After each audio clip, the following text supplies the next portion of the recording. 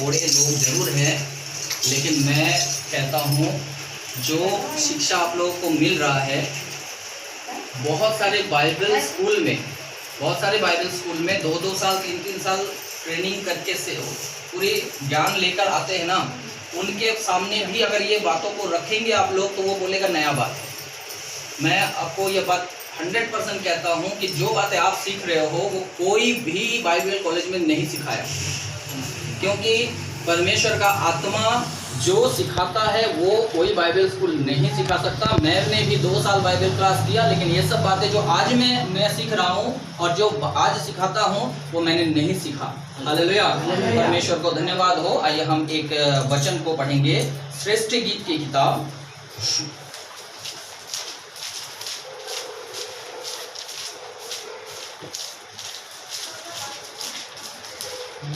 पहला अध्याय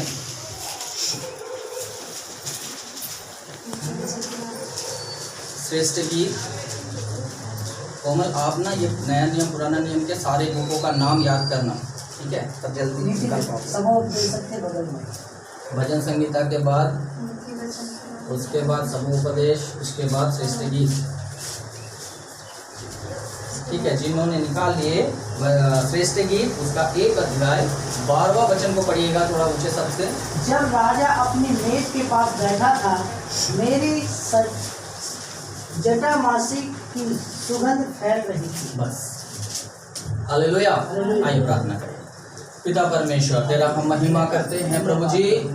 आज के दिन, इस पवित्र दिन में प्रभु, ये पवित्र वचन को आपने स्मरण कराया। लिखा हुआ पवित्र आत्मा का वचन समझने के लिए हमें पवित्र आत्मा की सामर्थ्य दे प्रभु। हमारी आत्मिक आंखों को, आत्मिक कानों को खोल, ये वचन हमारे दिल की गहराई तक छू पाए प्रभु। हमारे बुद्धि और समझ के द्वार को आज खोल और इन वचनों से बातचीत करके हमें सही रास्ते पर चलने के लिए अगुवाई कर। तेरे हाथ में सौंपता हूँ। सारे आदर महिमा हमारे पिता परमेश्वर को देकर ये प्रार्थना प्रभु यीशु के नाम से मांगते हैं, आमीन। हालेलुया। मैं पढ़ूं। जब राजा अपनी मेज के पास बैठा था, मेरी जटामासी की सुगंध फैल रही थी। जब हम इस वचन को, श्रेष्ठ गीत को पढ़ते हैं तो इसको समझने के लिए, सच में मैं बोल रहा हूँ, समझने के लिए बहुत आत्मा की जरूरत है। परमेश्वर की आत्मा के बिना अगर इसको कोई पढ़ता है तो ये क्या समझेंगे? मैं पहले भी कहा था, श्रेष्ठ गीत की किताब को बिना आत्मा, बिना पवित्र आत्मा के मदद के बिना अगर पढ़ता है तो ये केवल एक लव लेटर है ना, प्यार का चिट्ठी छोड़ के कुछ नहीं समझ सकता। आप घर पे पढ़ के देखना, आपको लगेगा कि एक लड़का है और एक लड़की है, आपस में ऐसे बातें कर रहा है।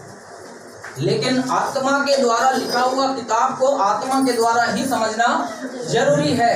यहाँ पर लिखा हुआ है, राजा जब अपने मेज पे बैठा होगा तब मेरी जटामासी का सुगंध फैलेगा। हालेलुया। ये मेज कौन सी है? आज जो हमने किया बीच में, क्या किया? प्रभु भोज, इसको बोलते हैं परमेश्वर का मेज। वो राजा का मेज में हम शामिल हो रहे हैं। जो मेज में शामिल होता है, जटामासी का सुगंध फैलता। जटामासी क्या होता है? जटामासी का सुगंध क्या है? हमारा आत्मिक जीवन, समझ लेना। जो इसमें शामिल होता है, इसमें शामिल होकर पवित्रता के साथ रहते हैं रोजाना, तब उनके जीवन से, आत्मिक जीवन से एक सुगंध फैलता है। उनके स्वभाव में सुगंध होगा, उनके चाल चलन में सुगंध होगा, उनके प्रार्थना में सुगंध होगा, उनका दान देने में सुगंध होगा। हर बातों में कोई भी बात वो कुड़कुड़ा कर नहीं करेगा, हर बात हर्ष और आनंद के साथ करेगा। और वो कहता है जटामासी का सुगंध फैलता है। हालेलुया। ये उस मेज का एक अद्भुत अनुभव श्रेष्ठ गीत की किताब में लिखा हुआ है। जो उस मेज में शामिल होता है, मैंने अभी थोड़ी देर पहले बोला है, यूहन्ना 6 का 53-54 में पढ़ने की जरूरत नहीं है, नोट लेकिन जरूर करना, क्योंकि ये वचन सबके लिए ठोकर का, बहुतों के लिए ठोकर का कारण हो सकता है। घर पे पढ़ना। यूहन्ना रचित सुसमाचार 6 अध्याय 53-54 में लिखा है, जो इसमें शामिल नहीं होता है उसमें जीवन ही नहीं है। हालेलुया। जो इसमें शामिल होता है उनके अंदर जीवन है। प्रभु कहता है मैं आऊंगा और अंतिम इन दिनों में उनको फिर जिला उठाऊंगा। हालेलुया। किनको? जो इन मेज में लगातार शामिल होते हैं। हालेलुया।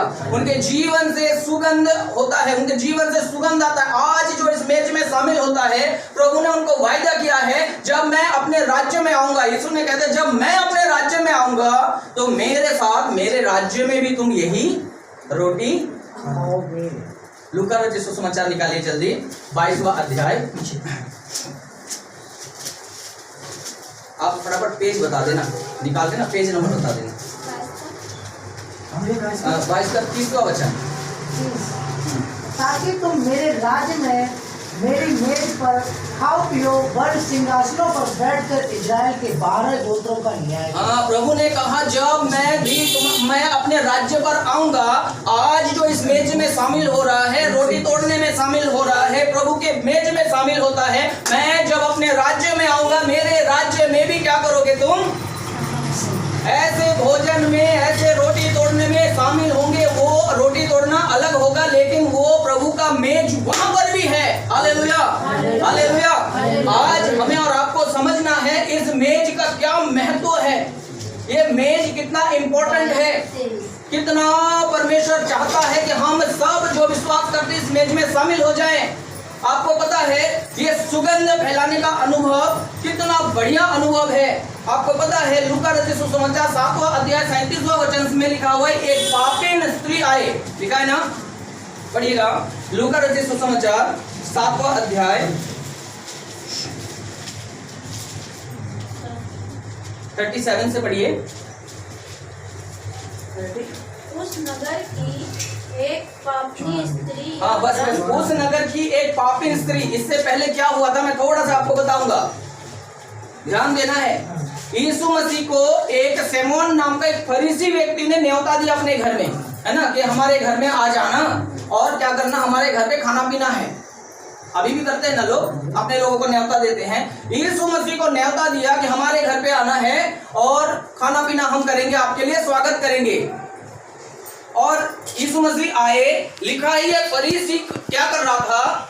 बैठा हुआ था, है ना, वो बैठा हुआ। ये फरीसी कौन होता है? बाइबल की ज्ञानी व्यक्ति। ये तंबू में रहते हैं, ये दूसरों को बाइबल के बारे में सिखाते हैं। ये बुलाया यीशु मसीह को और यीशु मसीह के आगे सीट पे क्या कर रहा है? वो बैठा हुआ है। हालेलुया। यीशु मसीह भी बगल में बैठे होंगे और वो फरीसी भी बैठे हैं। ये पापी स्त्री आ गया। ये पापी स्त्री का मम्मी का नाम भी नहीं दिया गया है, पापा का नाम भी नहीं दिया गया है। कहाँ से आया? कुछ ना बैकग्राउंड है ना कुछ है, ना इसका नाम किसी को, मेरे ख्याल से, मेरे हिसाब से किसी को पता भी नहीं होगा इसका नाम क्या है। अगर नाम पता होता तो नहीं लिखा होता, इस नाम की एक स्त्री लिखा होता ना, लेकिन यहाँ लिखा है एक पापिन स्त्री। इसका नाम की जरूरत नहीं है, इसमें स्टैंप लगा हुआ है। क्या स्टैंप है? पापिन। पूरे इजराइल के लोग जानते हैं ये एक पापिन, गलत काम करने वाली एक लेडीज है। इसका नाम से क्या मतलब? अगर आप बाहर भी जाकर बोले वो जो पापिन है ना, सबको पता चल जाएगा इसके लिए बोल रहा है। हालेलुया। मैं पहले भी कहा था, जब मैं प्रभु में नहीं था, मेरा नाम भी लोग बोलते थे पता नहीं इधर क्या बोलते हैं, बॉडी में पूरा व्हाइट व्हाइट हो जाता है वो चितकबरा। हाँ चितकबरा चिन्ह क्या बोलते हैं? चितकबरा चिन्ह। चितकबरा चिन्ह बताया था ना आपने। चितकबरा नहीं बोल, चितकबरा बोर्ड अलग होता है और वो होता है पूरा body white white white white नहीं, चितकबरा बोलते हैं उसको।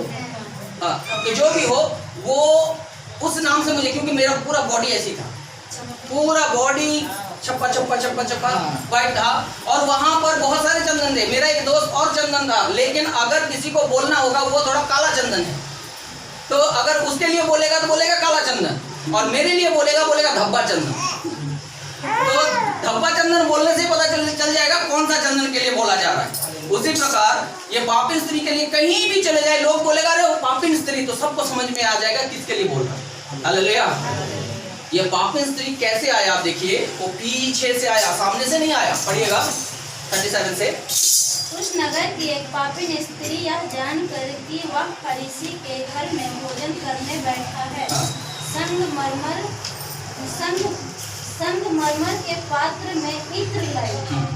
और उसके पाँव के पास पीछे खड़ी होकर बस ये संगमरमर के पात्र, ये सभी आप लोग जानते हैं, कई बार आप लोगों ने पढ़ा है ना। उसमें इत्र डाल के आया, ये बचपन से लेकर जवानी तक का कमाई है। इत्र कब डाला जाएगा? इस औरत के जब शादी होगा, इस लड़की का शादी होगा, वहाँ नियम है। आजकल शादी में क्या नियम होता है? माला पहनाना। उस टाइम पे माला नहीं था। उस टाइम में क्या होता था, ये जो लड़की के घर से बचपन जब वो जन्म हो गया ना उसका, अभी हमारे ये क्या नाम है, ग्लोरी जन्म हो गया, अगर उस टाइम पे होते तो राहुल भाई का हालत खराब हो जाता। क्यों? क्योंकि उसी जैसे जन्म हुआ उस टाइम से इसको इत्र इकट्ठा करना पड़ेगा। जब 21 साल के हो जाएंगे, शादी के लायक हो जाएंगे, जब शादी का टाइम आएगा तो ये इत्र को लेकर वो जिसका शादी होगा वो उठना है, वो लड़की उठना है, उसके दूल्हे के सिर पे इसलिए इकट्ठा किया जाता है। लेकिन इस औरत ने नहीं सोचा कि मेरा शादी होगा कि नहीं होगा, कोई बात नहीं, लेकिन सारा इत्र लेकर संगमरमर के पात्र में इत्र लेकर आए और पीछे से, सामने से आने का साहस नहीं था। पीछे से आए, रोते हुए अचानक यीशु के पैर में गिर गए और आंसू से पैरों को धोया, बालों से पैरों को पोंछा और उसमें इत्र को पड़िएगा। और उसके पाँव के पास पीछे खड़ी होकर रोती हुई उसके पाँव को आंसुओं से भिगोने और अपने सिर के बालों से पोंछने लगी और उसके पाँव बार बार चूम कर उन पर इत्र मला, उन पर इत्रों को डाल डाल के मलता रहा। हालेलुया। पूरा इजराइल को पता है ये कौन है, पापिन स्त्री। पीछे से आकर डाल दिया और आगे को क्या लिखा है इसमें, पढ़िएगा। यह देखकर वह फरीसी जिसने उसे बुलाया था अपने मन में सोचने लगा, यदि यह भविष्यद्वक्ता होता तो जान जाता कि यह जो उसे छू रही है वह कौन। और फरीसी जो ज्ञानी व्यक्ति, बाइबल का ज्ञानी व्यक्ति, अभी का समय में होता तो उसको भी पास्टर बोला जाता है ना। वो पास्टर साहब बैठे बैठे सोच रहे हैं ये औरत इतना पाप करके आई है और पर यीशु को पता भी नहीं चल रहा है। हालेलुया। लेकिन यीशु ने क्या कहा, इसका 50वां वचन को पढ़ना। पर उसने स्त्री से कहा, तेरे विश्वास ने तुझे बचा लिया है, कुशल से चली। तेरा विश्वास ने तुझे बचा लिया है, कुशल से चली जा। किधर से? पीछे से, सामने से। हालेलुया। ये जो पीछे से आई, आंसू बहाया और बालों से पोंछा, इत्र मला, सब कुछ किया, इसने कहा अब तू आगे से विश्वास कर और कुशल से चली जा। वो पीछे से नहीं गई होगी, वो नाचता हो चलता हुआ गया। हालेलुया। ये है परमेश्वर का काम। ये पीछे से आई, आगे निकल गया। जो पास्टर साहब बैठा था वो आगे कहाँ, वो बैठा ही बैठा रह गया। हालेलुया। वो आगे नहीं बढ़ पाया। बाइबल का ज्ञान है तो क्या हो गया, वो आगे नहीं बढ़ पाया। जिसके पास सुगंध फैलाने के लिए है वो पीछे से आई होगी लेकिन आगे। वचन में क्या लिखा है, जो अगला है वो है ना, जो पिछला है वो आगे किया जाएगा। ये पापिन स्त्री पीछे ही था, कोई इसको धर्मी के में गिना नहीं जा रहा था, लेकिन पीछे से आके फरीसी शास्त्री सबके आगे वो हंसता हुआ उछलता हुआ चला गया।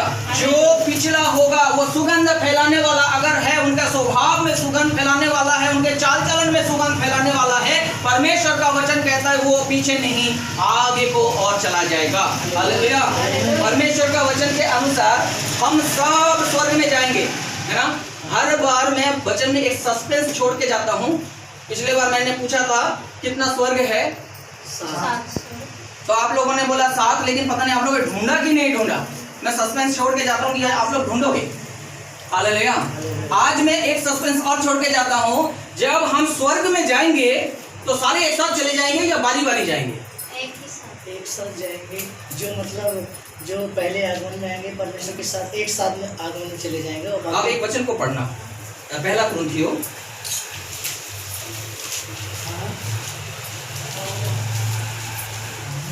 15 अध्याय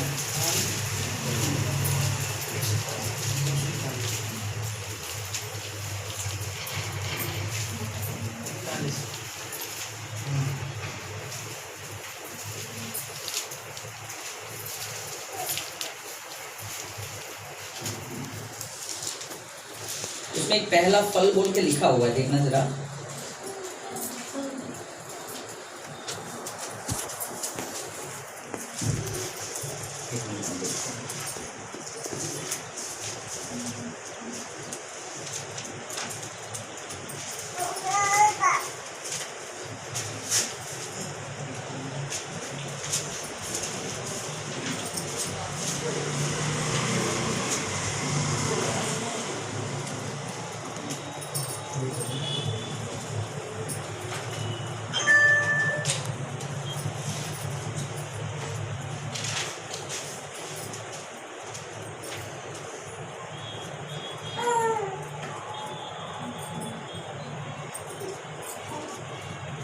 स्टॉप करो उसको, स्टॉप किया।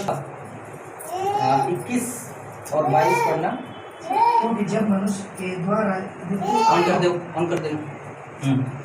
क्योंकि जब मनुष्य के द्वारा मृत्यु आई तो मनुष्य ही के द्वारा मरे हुओं का पुनरुत्थान भी हुआ। और जैसे आदम में सब मरते हैं वैसे ही मसीह में सब जिलाए जाएंगे। हाँ। परंतु हर एक अपनी अपनी बारी बस से बस क्या लिखा है? हर एक जिलाया जाएगा, परंतु अपनी बारी से अपनी अपनी बारी से। इसका मतलब सब एक साथ जिलाया नहीं जाएगा, सब एक साथ स्वर्ग में भी। हर एक अपनी अपनी बारी, जब उसका बारी आएगा तब ही जाएगा। और पहला फल क्या लिखा है? से पहला फल मसीह होगा। हाँ, उसके बाद समय वह सारी नहीं, पहला फल मसीह, उसके बाद क्या लिखा है? फिर मसीह के आने पर उसके लोग बस पहला फल मसीह स्वर्ग में गया, अभी हमारी बारी है, और हमारी बारी में एक बार में अलग अलग टाइम पे अलग अलग लोग स्वर्ग में जाएंगे। पहला फल मसीह चला गया, अभी हमारी बारी है, और हमारी बारी अलग अलग बारी पे होगा। अब मैं आपको एक सस्पेंस क्वेश्चन छोड़ के जा रहा हूँ, आप बताओ कितने बारी आएगा? कितने बारी में लोग स्वर्ग में जाएगा?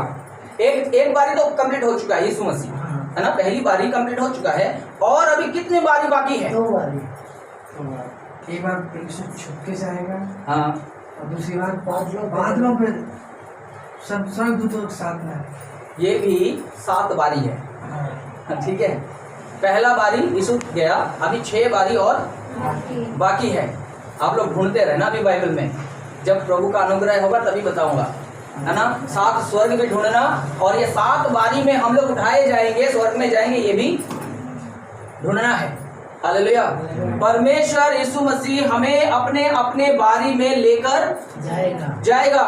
हमें जो सुगंध फैलाते हैं ना, हमें सुगंध जो अपने स्वभाव के द्वारा, चाल चलन के द्वारा, उसी के अनुसार हमारा बारी आएगा। हम जितना पवित्र जीवन इस संसार में बिता रहे हैं, कितना प्रार्थना कर रहे हैं, कितना उपवास कर रहे हैं, कितना पवित्रता के साथ चल रहे हैं, कितना आदर्श बन रहे हैं, कितना नमूना, उसी के अनुसार हमारी बारी आने वाला है। हालेलुया। हो सकता है हम दिखावे के लिए बहुत दिखा रहे हैं, लेकिन हो सकता है बारी हमारा लास्ट आ जाए, है ना। हो सकता है कोई चुप के अपना सब कुछ करे जा रहा है, प्रभु के मार्ग में चुप के पवित्रता के साथ चल रहा है, किसी को कुछ नहीं पता, हो सकता है वो पहली बारी में ही चला जाए। वचन में पहला कुरिन्थियों की पत्री 15 अध्याय 41वां वचन में लिखा है, सूरज का तेज और है चांद का तेज। पढ़ो जल्दी से। सूर्य का चंद्रमा हाँ, आसन में पढ़ लीजिए। और तारागणों का तेज है, क्योंकि एक तारे से दूसरे तारे के तेज का अंतर है। बस क्या लिखा है? सूरज का तेज और है, चांद का तेज और है, तारा गणों का तेज लिखा है। एक तारे से दूसरे तारे का तेज अलग अलग, एक ही जैसा तेज भी नहीं है। कुछ तारों को आप नंगी आंखों से देख सकते हैं, चमकता है ना, और वो एक चमकने वाला तारा चमकता है, और भी तारों को हम नंगी आंखों से देख सकते हैं। कुछ तारों को खाली आंखों से नहीं देख सकते, चश्मा पहन लोगे तो भी नहीं दिखाई देगा। उनको देखने के लिए बड़े बड़े दूरबीन चाहिए। दूरबीन से उनको बड़े मुश्किल से पता नहीं कहाँ कोने पे छिपा हुआ है। हालेलुया। प्रभु जब लेने आएगा तो ऐसे हम भी चमकेंगे, कोई सूरज के समान, कोई चांद के समान, कोई तारा के समान। हालेलुया। हो सकता है ऐसे कितने लाजर के समान भूखमरी में जिया होगा, जिंदगी उनका संसार के लोगों में बेकार हुआ होगा, लेकिन वो आत्मिक जीवन में ठीक था। लाजर परमेश्वर का बाट जोते जोते मर गया, दरिद्र था, उनके घाव को कुत्ते चाटते थे। जब वो मर गया तब उसको जमीन भी नहीं मिला अंतिम संस्कार करने के लिए, लोग यूं फेंक दिए। हालेलुया। ऐसे लाजर के समान ऐसे कितने प्रभु के लोग हैं जो ऐसे फेंक दिए जाएंगे, संसार उसका कदर नहीं करेगा, लेकिन जब यीशु उसको ले जाएगा हो सकता है वो सूरज के समान चमकने लगेगा। हालेलुया। लेकिन ऐसे कितने पास्टर लोग ये वचन सुन रहे हैं, वो भी सुन लेंगे। कितने ऐसे पास्टर लोग भी होंगे जो वचन ज्ञान तो देता है अच्छा, लेकिन स्वर्ग में उनको दूरबीन में भी ढूंढने को नहीं मिलेगा। हालेलुया। ज्ञान तो बहुत दिया होगा, लेकिन पवित्रता के साथ वो चला नहीं है। आज परमेश्वर का वचन कहता है उस मेज में जो शामिल होगा वो सुगंध के समान जटामासी के सुगंध को फैलाएगा। हालेलुया। आज हमें और आपको जांचना है, आज जो हम इस मेज में शामिल होते हैं, इस मेज में शामिल होना चाहिए या नहीं चाहिए? क्यों? क्योंकि इसके बिना जीवन नहीं है। और जब हम इसमें शामिल होते हैं तो कैसे शामिल होंगे? अपने आप को जांच लें। यही मैं आज बताने वाला। पहले मैंने एक बार शायद बताया था प्रभु वचन कौन सी लोग ले सकते हैं, आज बताऊंगा कौन सी लोग नहीं ले सकते। हालेलुया। सबसे पहले पहला कुरिन्थियों 11 की पत्री 11 अध्याय 27वां वचन को पढ़िए। इसलिए जो कोई अनुचित रीति से प्रभु की रोटी खाए या उसके कटोरे में से पिए, प्रभु की देह और उसका और लहू का अपराधी ठहरे। हाँ, बस क्या लिखा है? जो अनुचित रीति से प्रभु की मेज में शामिल होता है वो प्रभु की देह का और लहू का अपराधी है। हालेलुया। अनुचित रीति मतलब क्या है? अपने मतलब अंदर पाप रखा है। नहीं, अभी मैं थोड़ा सा बताऊंगा, ये पाप भी है, ये बाद में बताऊंगा। अनुचित रीति क्या है? आप लोगों ने देखा बाइबल में क्या लिखा है? वो रोटी अखमीरी होना चाहिए, खमीर होना चाहिए। खमीर का मतलब क्या है? बासीपन, खट्टापन, है ना? वचन में लिखा है अखमीरी रोटी, ताजा रोटी जिसमें बिल्कुल कोई खमीर ना मिलाया हुआ हो, बिल्कुल ताजा रोटी होना चाहिए। बहुत सारे चर्चों में आपने देखा है रोटी की जगह ब्रेड तोड़ता है। और ऐसा कौन सा ब्रेड है जिसमें खमीर ना मिलाया हो? जरूर खमीर के बिना ब्रेड बनेगा ही नहीं, उसमें खमीर मिलाना पड़ता है ना? तो वो ब्रेड ताजा रोटी की जगह क्या डाल देता है? ब्रेड डाल देते हैं, है ना? वचन में लिखा है एक ही रोटी हो, वो ब्रेड का पूरा स्लाइस ले आते हैं और पूरा स्लाइस, चाहे वो उसमें 10 हो 20 हो, सारे स्लाइस को एक साथ तोड़ते हैं। दूसरा गलती, है ना? ये अनुचित रीति है। हालेलुया। बहुत सारे चर्चों में बिस्किट देते हैं, सफेद छोटे छोटे बिस्किट देते हैं। अलग अलग रोटी था, ये अलग अलग रोटी, अलग अलग बिस्किट, है ना? फिर एक ही कटोरा में लेना है। बहुत सारे चर्चों में छोटे छोटे और ग्लासेस उसमें डाल के, ये उचित रीति है, अनुचित रीति है?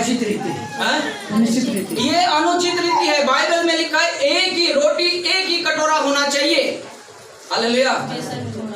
हाँ, बेशक थोड़ा हो, एक ही रोटी एक ही कटोरा होना चाहिए और उसमें हम सबको शामिल होना है। ये अनुचित रीति है। अगर आप यहाँ से कभी गांव जाओ और गांव जाके वहाँ किसी चर्च में शामिल हो जाओ, वहाँ पर प्रभु भोज में बैठे हो, अगर आपने देखा वहाँ ब्रेड तोड़ दिया है, अगर आपने देखा वहाँ बिस्किट दे दिया है, अगर आपने देखा छोटे छोटे रोटी बहुत सारे बनाकर थाली में सजा दिया है, आप प्रभु से बोलो प्रभु मुझे माफ करो, मुझे उठ के जाना है। आप उस मेज में शामिल नहीं होना, क्योंकि वो लिखा है अनुचित रीति से हो रहा है। हालेलुया। आप बिल्कुल उठ के चले जाना, परमेश्वर आपको पर दोष नहीं लगाएगा, क्योंकि परमेश्वर को पता है कि इन व्यक्तियों को सच्चाई का मालूम है। अनुचित रीति से इसमें शामिल नहीं होना है। हालेलुया। आजकल ये लॉकडाउन में पता है क्या हुआ है? सरकार ने तो मना कर दिया। अब बहुत सारे चर्च में मैं ये वीडियो भेजूंगा जिनको, उनको भी सबको पता चलेगा, भले पास्टर लोग भी इसको सुने। बहुत सारे चर्चों में क्या हुआ है, ऑनलाइन पास्टर साहब बैठा है और कलीसिया के लोग अपने अपने घर में, हमने भी किया था ना, यहाँ पर एक परिवार, पंजाब में एक परिवार, बंगाल में एक परिवार, लेकिन हमने प्रभु भोज नहीं किया था। किया था ऐसे? नहीं। उन लोगों ने पास्टर साहब रोटी लेगा और कैमरा के सामने बोलेगा मैं यहां से प्रार्थना कर देता हूं, आप घर में रोटी बनाओ, अपने अपने घर में प्रभु भोज के लिए रोटी तैयार रखो, मैं इधर से प्रार्थना करूंगा, मैं इधर तोड़ के पति पत्नी खा लेंगे, आप लोग उधर तोड़ के पति पत्नी सब अपने अपने घर में प्रभु भोज कर लो। ये उचित रीति है, अनुचित रीति है? मैं कहता हूँ उस पास्टर को वचन ही नहीं पता, क्योंकि वचन लिखा है जब तुम इकट्ठे हो, पंजाब पास्टर को बोलता हूँ ये भेज देना, हालेलुया। लिखा है जब तुम इकट्ठे होगे तब प्रभु भोज करना, जब तुम अलग अलग होंगे तब लिखा है। लॉकडाउन में फोन करके बता सकते हैं कि चलो आज तुम अलग अलग कर लो, है ना। नया नियम प्रेरितों के काम 2 अध्याय में लिखा है वो घर घर में रोटी तोड़ते थे, क्यों? उस टाइम कलीसिया ही नहीं था, लेकिन फिर भी जब इकट्ठे होते थे घर घर में, जब सारे पास्टर भी विश्वासी भी सब इकट्ठे होते थे तब प्रभु भोज होता था। आजकल बोलते मैं यहाँ हूँ तुम वहाँ हो, मैं यहाँ रोटी तोड़ूंगा तुम वहाँ रोटी तोड़ लो, हालेलुया।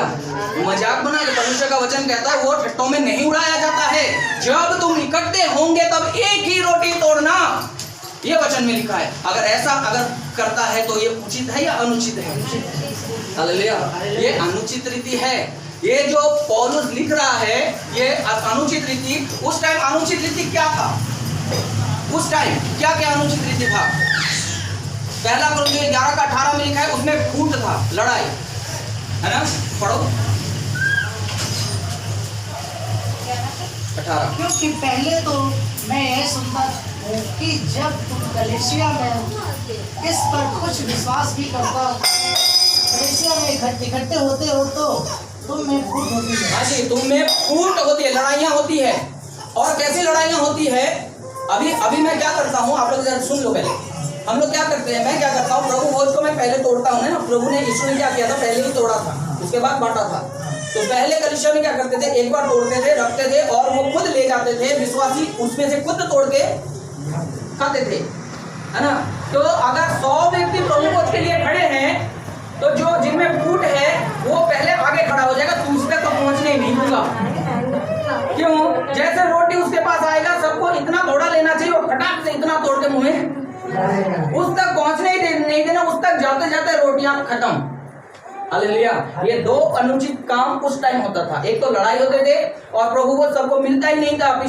पिछले जो पीछे रह जाते थे वो बिना प्रभु भोज के ही रह जाते थे। तो ये 2 अनुचित काम के लिए पौलुस ने कहा तुम अनुचित रीति से मत लो। अगर वो पौलुस आज के समय में जिंदा हो जाए और देखे ब्रेड तोड़ा जा रहा है और ऑनलाइन प्रभु भोज हो रहा है तो वो क्या बोलेगा?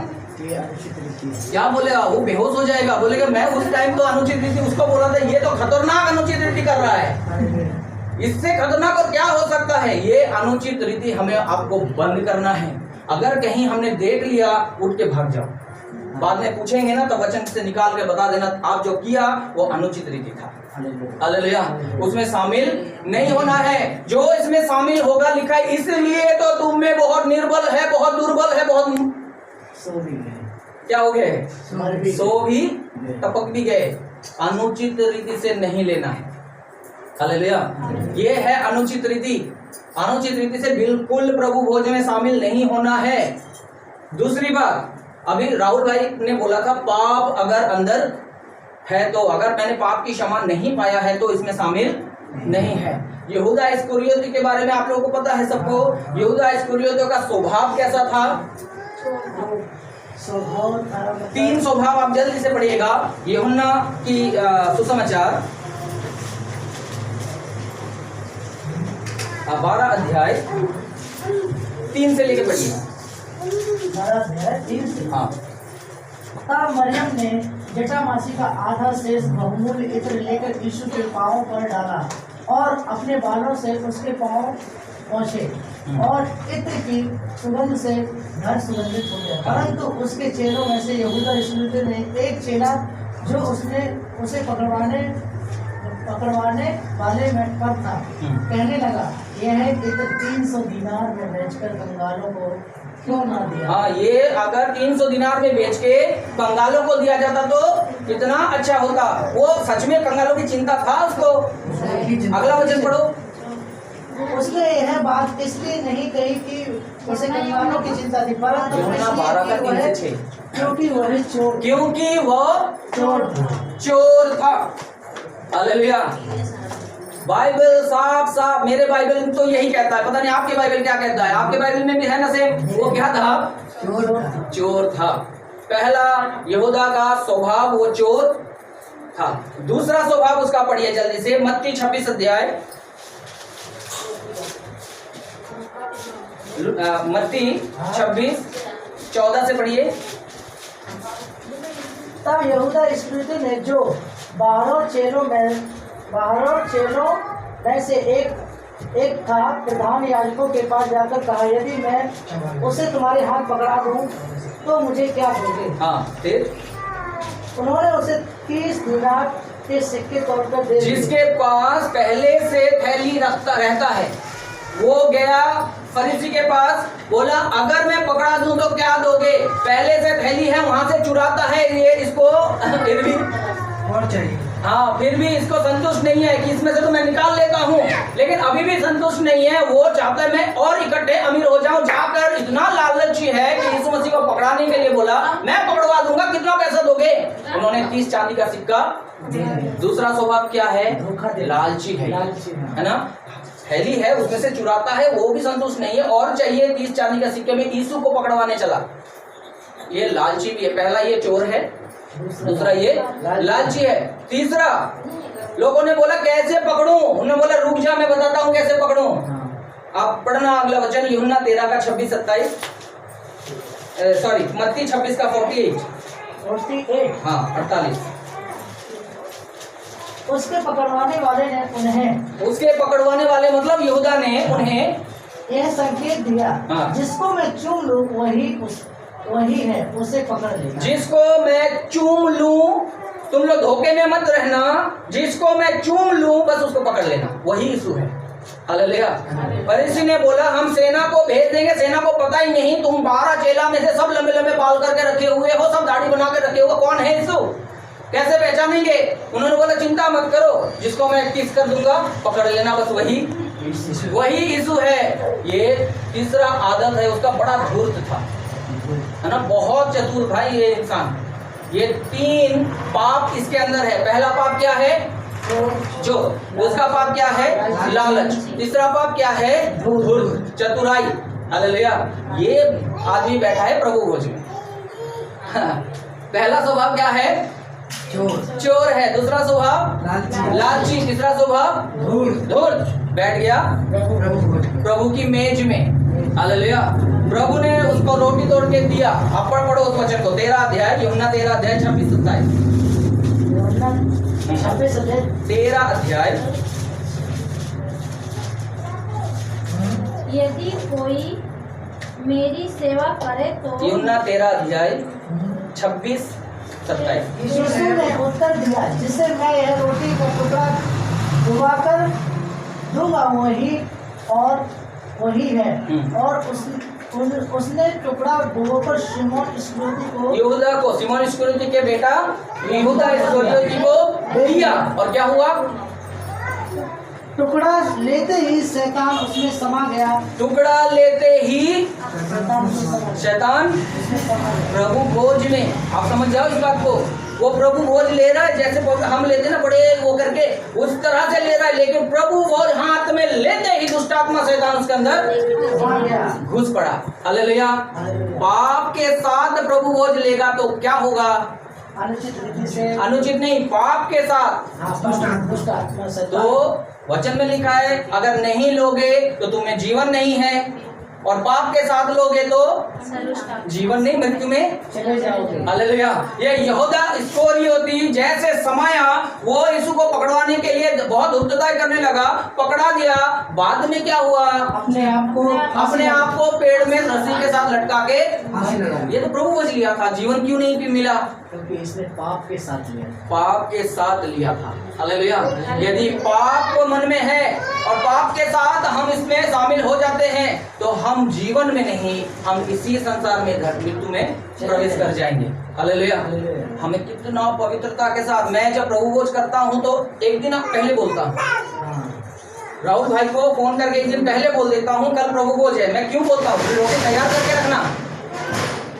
क्यों बोलता हूँ कि भाई थोड़ा रोटी को मोटा बनाना, मीठा बनाना, तैयार करके रखना, कल प्रभु भोज है। इसलिए बोलता हूँ, क्यों बोलता हूँ कि आप सबको बता देना कल प्रभु भोज है, बड़ी तैयारी के साथ बैठना है, रात में प्रार्थना करना है और प्रभु से माफी मांगना है। प्रभु कल आपके मेज में शामिल होना है, मुझे बिल्कुल पवित्र कर उस मेज में शामिल होने के लिए। वो मेज में जो शामिल होगा जीवन में प्रवेश करेगा। यदि ऐसा कोई पाप मेरे अंदर ना हो कि जीवन का उल्टा हो जाए। हालेलुया। एक दिन पहले इसलिए बोलता हूँ और इसलिए मैं टाइम भी देता हूँ, सुबह से आप प्रार्थना करो। यहाँ पर प्रभु के मेज में शामिल होने से पहले भी बोलता हूँ प्रार्थना करो। हालेलुया। उसके बाद गवाही बुलवा देता हूँ।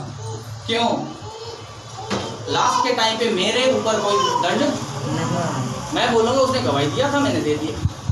हालेलुया। जांचना तो आपको पड़ेगा, गवाही देना तो आसान है। हालेलुया।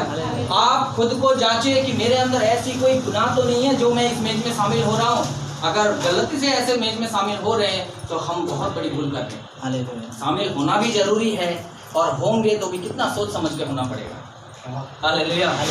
क्या बताया मैंने? 2 बातें बताया। पहला अनुचित रीति, दूसरा पाप के साथ बिल्कुल इसमें शामिल नहीं होना है। तीसरी बात, बहुत सारे जन हैं घर में अच्छा से आराधना प्रार्थना करके तैयारी के साथ आया। यहाँ भी प्रभु भोज कोई अनुचित रीति से नहीं, अच्छी रीति से बनाया गया है ना। प्रभु भोज भी उचित रीति से है और हमारे अंदर भी कोई पाप नहीं है। हम बिल्कुल पवित्रता के साथ यहाँ खड़े होकर प्रभु भोज के लिए तैयार हैं। और जैसे कटोरा उठाया, शैतान मन में बोला, इतना अच्छा होता कि सब झूठा करके ना पीता, है ना। कितना अच्छा होता, देखो सब झूठा कर रहे हैं, पता नहीं किसका किसका मुंह लगता है। होता है। हमारे छोटा चर्च है तो यहाँ होता ही नहीं होता नहीं पता। बड़े बड़े चर्च में जहाँ 100-150 लोग वो लेते हैं ना, वहाँ होता है ऐसी बातें। वो छिटक जाते हैं पहले ही, ना हम तो नहीं लेंगे, पता नहीं कैसे कैसे लोग मुंह लगा रहा है ना। इस टाइम तो और कोरोना, इस टाइम तो और कोरोना हो जाएगा, है ना। टच करने से कोरोना हो जाएगा। तो कोरोना होने का चांसेस सबसे ज्यादा किसको है? अगर इस तरह से होगा तो अगर इस तरह से कोरोना, प्रभु के काम में कोरोना हो जाए तो सबसे ज्यादा किसको चांस है? मैं क्या करता हूँ, कटोरा उठाता हूँ और सबको देता हूँ, है ना। सबसे लास्ट में कौन लेता है? हालेलुया। तो सबसे ज्यादा चांस किसको है? हालेलुया। सबसे ज्यादा चांस तो मुझे ही है। तो क्यों डर रहे हो भाई? पहले पास्टर को तो होगा। हालेलुया। उसके बाद हम अगर हो जाए तो हमें होगा, लेकिन सब जुटा करने के बाद पास्टर के पास आता है, सबका जुटा पास्टर पी लेता है। हालेलुया। अगर ऐसे अशुद्ध मन के साथ अगर ऐसे विचार वहां पर आ गया तो आप सोच लेना ये बहुत गलत रीति है। मलाकी का जल्द से निकालो, पुराना नियम का आखिरी किताब 1:12। तब सारी जातियां तुमको धन्य कहेंगी क्योंकि तुम्हारा देश मनोहर देश होगा। सेनाओं के यहोवा का यही वचन। मलाकी 1 अध्याय 1:12। परंतु तुम लोग उसको यह कहकर अपवित्र ठहराते। सुनो, परंतु तुम लोग उसको का मतलब किसको? पढ़ो। कि यहोवा की मेज अशुद्ध है। हाँ जी, क्या है? तुम क्या कहते हो? यहोवा की मेज अशुद्ध है। पहले तो बड़ी प्रार्थना करके आए थे, लेकिन यहाँ का कांड देख के हमको लगा अशुद्ध है। अरे सब छू रहा है इसको, अरे इसमें सब अपना मुंह लगा रहा है, इसमें सब अपना होंठ लगा रहा है, ये तो बड़ा अशुद्ध है। तुम क्या कहते हो? अपने मन में कहते हो यहोवा का मेज अशुद्ध है। अशुद्ध है। और जो भोजन वस्तु उस पर से मिलती है वह भी तुच्छ है। जो भोजन उसमें से मिल रहा है वो भी क्या है? मुझे नहीं लेना भाई। इतने लोग छू रहा है, इतने लोग कर रहे हैं, मुझे तो नहीं लेना है। हालेलुया। वचन में लिखा है तुम अपने ही फंदे में फंस रहे हो। तुम्हारा जो भोजन है तुम उसी में फंदे में फंसोगे।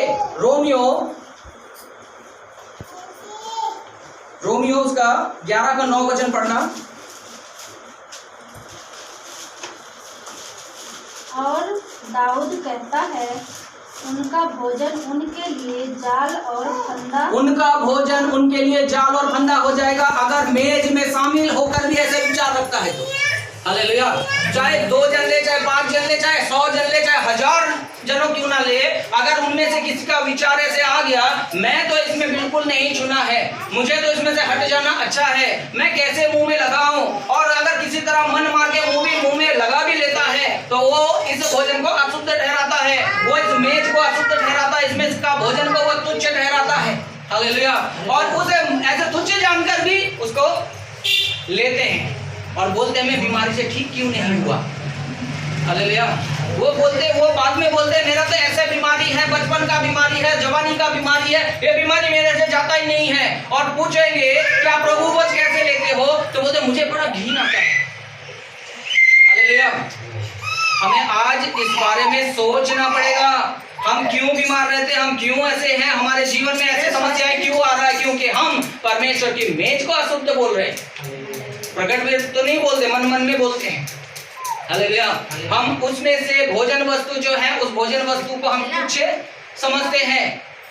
यहाँ पर भी और बहुत बड़े बड़े चर्चों में भी बैठे बैठे भी लोग सोचेंगे कि ये इतना टुकड़ा रोटी में क्या है, वो बैठे बैठे भी तुच्छ समझ जाते हैं उसको, है ना। जो लोग नहीं लेते हैं वो बैठे बैठे भी मजा करते होंगे, देखो देखो ये लोग जीवन में जा रहा है, ये इतना छोटा सा रोटी खा के जीवन में जा रहा है, वो इस मेज को अशुद्ध ठहरा रहा है। हालेलुया। और उसके बाद जब बीमार होंगे, कुछ होंगे और वो बोलेंगे पास्टर साहब प्रार्थना करो, कोई फायदा नहीं है, क्योंकि वो वचन में लिखा है तुम्हारा भोजन ही तुम्हारे लिए फंदा बन जाएगा। हालेलुया। कितनी बातों को मैंने बताया, अनुचित रीति से, हाँ जी, और पाप के साथ और मतलब ये मन में विचार करके। घर में तो पवित्रता के साथ आए थे, इधर भी उचित रीति से सब कुछ बना, लेते समय कुछ मन में विचार आ गया, उसमें भी इसमें शामिल नहीं हो तो अच्छा है, नहीं तो बहुत ये हमारे लिए हानिकारक हो जाएगा। हालेलुया। 4 जल्दी से पढ़िएगा, 1 कुरिन्थियों 10 अध्याय 21वां वचन। 1 कुरिन्थियों 10 अध्याय 21वां वचन। 1 कुरिन्थियों तुम प्रभु के कटोरे और दुष्ट आत्माओं के कटोरे दोनों में से नहीं पी सकते। तुम प्रभु के कटोरे और दुष्ट आत्मा के कटोरे दोनों में से पी नहीं सकते। हालेलुया। घर में पूजा पाठ चलता रहेगा और यहाँ पर आकर प्रभु भोज में शामिल हो जाएगा, प्रभु का भी काम चल रहा है, उधर पूजा पाठ भी चल रहा है। बहुत सारे घरों में वो पूजा पाठ का सारा सामान तो बाहर रहता है, और जैसे पादरी साहब आया, पता चल गया आज पादरी साहब आएंगे या कोई विश्वासी आएंगे, उसमें तुरंत कपड़ा लपेट के माफ कर दो आज तुम अंदर ही रहो। हाँ, माफी मांगेंगे उनसे माफी मांगेंगे, 1 घंटा के लिए अंदर रहो, आज पास्टर साहब आ रहे, आज उधर ही रहो, वो चले जाएंगे, आपको बाहर निकालेंगे। हालेलुया। उसमें भी शामिल होना है और इधर प्रभु के मेज में भी शामिल होना है। लिखा है दोनों एक साथ नहीं चलता है। हालेलुया। दोनों का मेज है, उनका भी मेज है। आपको पता है पुराना नियम में इजेबेल का मेज था, और इजेबेल भी ऐसे ही करते थे, प्रभु को सबको सेम टू सेम करते थे। वो भी अपने चेलों को भविष्यवक्ता कहते थे। आप लोग 1 राजा उसका 18 अध्याय पढ़ के देख लीजिएगा, नोट कर लीजिए, बाद में आप लोग पढ़ लेना। 18 अध्याय उसका 19वां वचन में लिखा है, इजेबेल क्या था, इजेबेल परमेश्वर के नबियों को मारता था, परमेश्वर के दासों को, परमेश्वर का भविष्यवक्ताओं को मार डालता था, और उसकी जगह डुप्लीकेट नबी रखता था। 850 नबी, बाल देवता के 450, असेरा देवी का 400, 850 भविष्यवक्ताओं को वो रखा था, लेकिन वो सारे डुप्लीकेट था, ओरिजिनल नहीं थे। उनको भी मेज में रोटी तोड़कर वो देती थी, और खुद को भी भविष्यवक्ता कहती थी, और वो 850 लोगों को भी भविष्यवक्ता। ये दुष्ट आत्मा की मेज है। हालेलुया। ऐसे मेज में और प्रभु के मेज में कोई मेल जोल नहीं है, इसलिए वो जब तक है तब तक मेज में, प्रभु की मेज में शामिल नहीं होना है। वो बिल्कुल हमारे जीवन से, हमारे सोच विचार से हट जाना चाहिए, तब जाके इस पवित्र मेज में शामिल होना है। हालेलुया। तब परमेश्वर हमें जीवन देगा। नहीं तो ये 4 बातें जो मैंने बताया, इन 4 बातों में से कुछ भी हमारे अंदर है तो जीवन नहीं, उल्टा मृत्यु ही, दुर्बलता ही, बीमारी, ऐसी चीज मिलने वाला है। हालेलुया। ये नहीं लेंगे, जीवन नहीं है, लेंगे तो तरीका से लेना पड़ेगा। हालेलुया। कठिन लग रहा है, कड़वा वचन है ना, लेना भी जरूरी है और नहीं भी लेंगे तो भी दिक्कत है। तो कैसे क्या करेंगे? हमें रोजाना पवित्र जीवन बिताकर ही इसमें शामिल होना है। हमें पता चल जाएगा कि हाँ सेकंड संडे प्रभु भोज है, तो हम पहले से ही एक हफ्ता पहले से प्रार्थना शुरू कर दे, प्रभु मुझे उस मेज में, क्योंकि इतना पवित्र है ये, इतना जरूरी भी है ये, इसमें शामिल होना बहुत जरूरी है। हमने जो नहीं इसमें शामिल हुआ उनको पहला मन फिराना है ना, प्रभु की ओर मन फिराना है। दूसरा बपतिस्मा लेना है।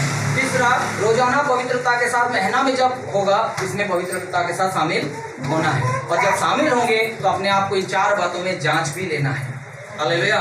परमेश्वर इन वचनों के द्वारा आशीष करे। आइए हम प्रार्थना करें। प्रभु परमेश्वर तेरा हम महिमा करते हैं। सामर्थ्य प्रभु जी, आपका पवित्र वचन हमें सिखाया। जब राजा मेज पर बैठा था तो मेरे जटामासी का सुगंध फैल रहा था। प्रभु परमेश्वर, हमारे भी जो हम इस मेज में शामिल होते हैं, होने दे कि हमारे जीवन से सुगंध निकले, हमारे चाल चलन से सुगंध आए, हमारे स्वभाव से सुगंध आए, हमारा बोलना सुगंध के समान हो, हमारा देखना सुगंध के समान हो, हमारा विचार सुगंध के समान हो। आप पिता परमेश्वर, ये मेज में जो शामिल होता है उसमें जीवन है। वो जब आपका राज्य आएगा उस राज्य में भी ऐसा मेज आप बिछाएंगे। और परमेश्वर आपका वचन प्रकाशित वाक्य 3 अध्याय उसका 20 और 21 में लिखा है, मैं दरवाजे में खड़ा खटखटाता हूँ, जो मेरे लिए द्वार खोलेगा मैं भीतर आकर उनके साथ भोजन करूंगा। ओ प्रभु, आप अपना मेज को हमेशा याद रखते हैं। आपने कहा इस मेज में तू भी याद रखना है, इस मेज में हम सबको शामिल होना है। आइए हम प्रार्थना करें। प्रभु, जो भाई बहन बपतिस्मा नहीं लिया है वो प्रार्थना करे, प्रभु आने वाले समय में मुझे बपतिस्मा लेने के लिए मदद कर, मन फिराने के लिए सहायता कर। इनमें शामिल होना है, इसमें जीवन है, इस मेज में जीवन है, इसमें शामिल होना जरूरी है। हम जितने भाई बहन बपतिस्मा लेकर मन फिराकर इसमें हर पहला महीना के दूसरे संडे को हम इसमें शामिल होते हैं, प्रभु अनुग्रह कर कि हम पाप के साथ मिलकर इसमें शामिल ना हो। अनुग्रह कर कि हम अनुचित रीति से इसमें शामिल ना हो जाए। अनुग्रह कर कि परमेश्वर का कटोरा और दुष्ट आत्मा कटोरा एक साथ ना हो जाए। अनुग्रह कर कि हम यहाँ पर इस प्रभु की मेज में शामिल होते समय हमारे विचार में ऐसे कुछ बातें ना आ जाए। प्रभु तेरे हाथ में सौंपता हूँ। प्रभु परमेश्वर, आज जो इस मेज के बारे में हमने सीखा है, हमारे हृदय में बीज के समान वो आने वाले समय में बहुत सारा फल लाने के लिए अनुग्रह कर। सुनने वाले के हृदय में प्रभु तेरा आत्मा लगातार कार्य करने के लिए प्रार्थना करते हैं। सारे आदर महिमा हमारे पिता परमेश्वर को देकर ये प्रार्थना प्रभु यीशु मसीह के सामर्थ्य नाम से मांगते हैं। आमीन। आमीन। आप सबको प्रभु यीशु मसीह के नाम से जय मसीह।